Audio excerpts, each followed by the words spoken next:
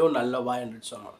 அவர் சொல்றாரு, இது நான் கட்டின மகா பாபிலோன் என்று சொல்லி அவர் சொன்ன அடுத்த நிமிடமே இந்த வார்த்தை ராஜாவின் வாயில் இருக்கும்போதே வானத்திலிருந்து ஒரு சத்தம் உண்டாகி, ராஜாவாகிய நேபுகாத் நேச்சரே, ராஜ்யபாரம் உன்னை விட்டு நீங்கிட்டுன்னு சொல்றார். அவர் சொல்ற தன் சுய புத்தினால நான் கட்டின மகா பாபிலோன் என்று சொல்லி அவர் நினைத்தவர் சொல்லப்படும் போது உடனே வானத்திலிருந்து ஒரு சத்தம் வந்து, உன் ராஜ்யபாரம் நீங்கிட்டு என்று சொன்னார். இப்படி அவர் சுயபுத்தில் சாயப்படும் போது கர்த்தருடைய சத்தத்தின் முத்தம் அவர் கீழே விழுகிறதை வாசிக்கிறோம். அப்படி தொடர்ந்து நாம் வாசிக்கப்படும் போது 34ஆம் வசனத்துல நேபுகாத் நேச்சர் சொல்றாரு, அந்த நாட்கள் சென்ற பின்பு நேபுகாத்தாட்சிய நான் என் கண்களை வானத்துக்கு ஏறெடுத்தேன், என் புத்தி எனக்கு திரும்பி வந்தது. அவர் சொல்றாரு, இப்படி சொன்னதுனால என் ராஜ்யபாரம் நீங்கிற்று, என் கண்களை நான் வானத்திற்கு எடுத்த போது என் புத்தி எனக்கு திரும்பி வந்தது என்று சொல்லி,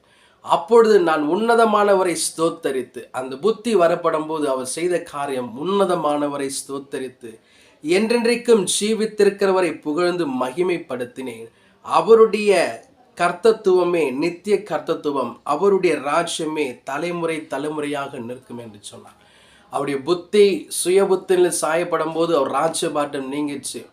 இப்போ அவருடைய புத்தி அவருக்கு திரும்பி வரப்படும் போது, வானத்துக்கு நேராக கண்கள் இறக்கப்படும் போது அவர் புத்தி அவர் திரும்பி வருகிறது. உடனே அவர் சொல்றாரு, தேவாதி தேவனே, அவர் புகழ்கிறதை, அவர் ஸ்தோத்தரிக்கிறதை, தலைமுறை தலைமுறையாக கர்த்தத்துவம் நிலை நிற்கும் என்று சொல்லி